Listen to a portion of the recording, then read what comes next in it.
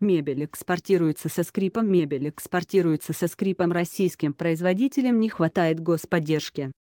Газета «Коммерсант» номер 110 от 27 июня 2019 года. Строение 10.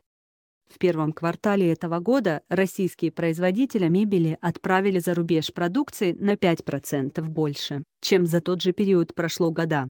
Но доля мебели из России на международном рынке по-прежнему минимальна – 0,23%. Росту экспорта мешает слабая поддержка со стороны государства, говорят участники рынка.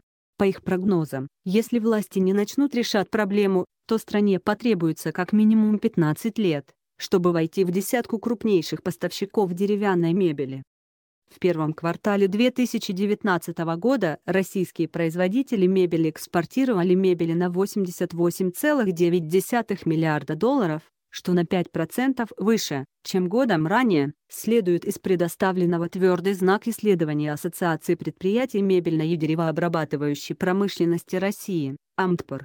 Для сравнения, по данным Росстата, по итогам первого квартала 2018 года рост составил 20,2%. В целом, по итогам прошлого года из России отправлено за рубеж мебельной продукции на общую сумму 372,3 миллиона долларов, в 2017 году – на 294,1 миллиона долларов по данным ведомства. В прошлом году 61% продукции поставлялся в страны СНГ. Наибольшая доля экспорта пришлась на Казахстан – 38%, Белоруссию – 10%, Германию – 8,4% и США – 4,8%.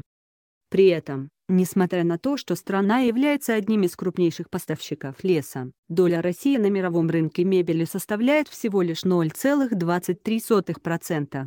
По данным World Furniture Confederation, в 2018 году глобальный экспорт составил 160 миллиардов долларов. Лидирующие позиции занимают Китай – 55 миллиардов долларов, Польша – 12 миллиардов долларов и Германия – 11 миллиардов долларов при существующих темпах. Чтобы попасть в топ-10 экспортеров, России потребуется 15 лет, говорится в исследовании АМТПР.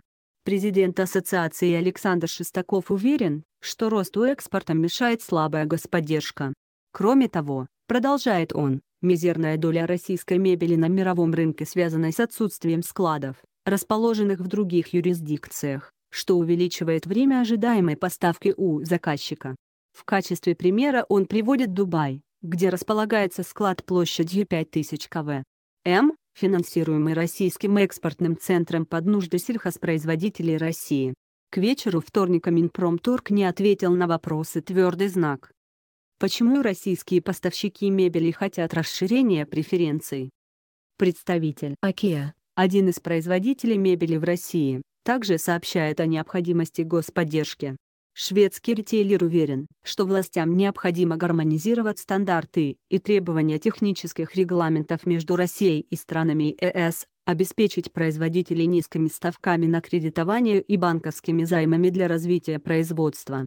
Среди прочих тезисов он выделяет необходимость поддержки сертификации FSC, Международного лесного попечительского совета, помощь в развитии бизнеса мебельных комплектующих, поддержку в создании экологических материалов и развитии производств синтетических и смесовых тканей. IKEA, Отмечают, что товары компании производятся как на собственных мощностях, так и с помощью сторонних компаний.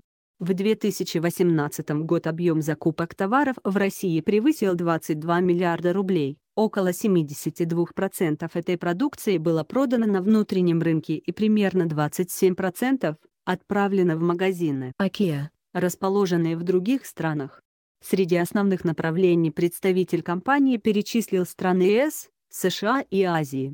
Основной объем нашего экспорта приходится на мебель из массива дерева – 4,7 миллиарда рубль, мягкую мебель – 0,3 миллиарда рубль, остальное – это текстиль, посуда и аксессуары, отмечает представитель компании. Сейчас усилия государства направлены на повышение доли экспорта продуктов глубокой переработки древесины. Но сейчас наступает этап, когда нужна поддержка не экспорта древесного сырья в той или иной степени обработки, а уже готовых изделий из него, отмечает Александр Шестаков. Он добавляет, что объем поставок мебели за границу в первом квартале всегда низкий, основные экспортные продажи приходятся на третий и четвертый кварталы. По его прогнозам, в 2019 году объем экспорта мебели вырастет более чем на 25% и приблизится к $500 миллионов. Никита Щуреньков, Александра Мерцалова.